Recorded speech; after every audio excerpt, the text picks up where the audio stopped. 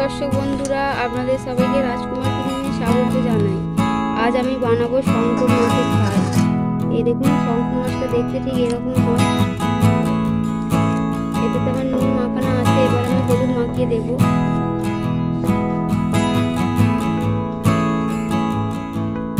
কড়া গরম হয়ে গেছে, এবার আমি কড়াই দিয়ে দেবো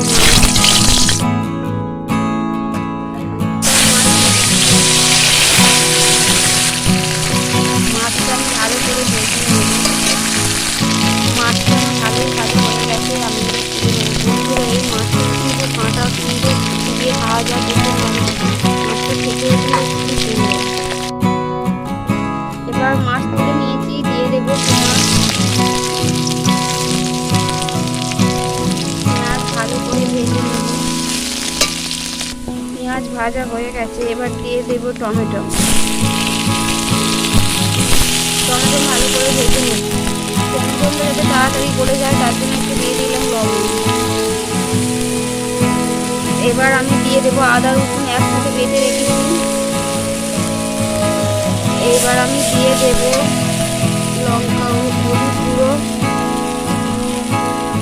লঙ্কা গুঁড়ো 1 চামচ, অল্প দিয়ে জল দিয়ে দেবো। সব মশলাটা একসাথে ভালো করে ভাজা হয়ে গেছে।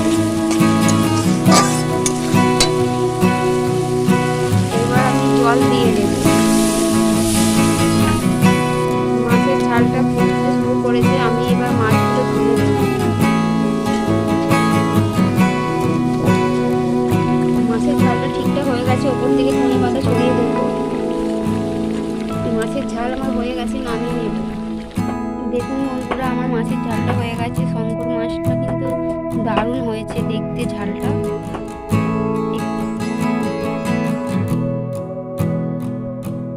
এখানে নতুন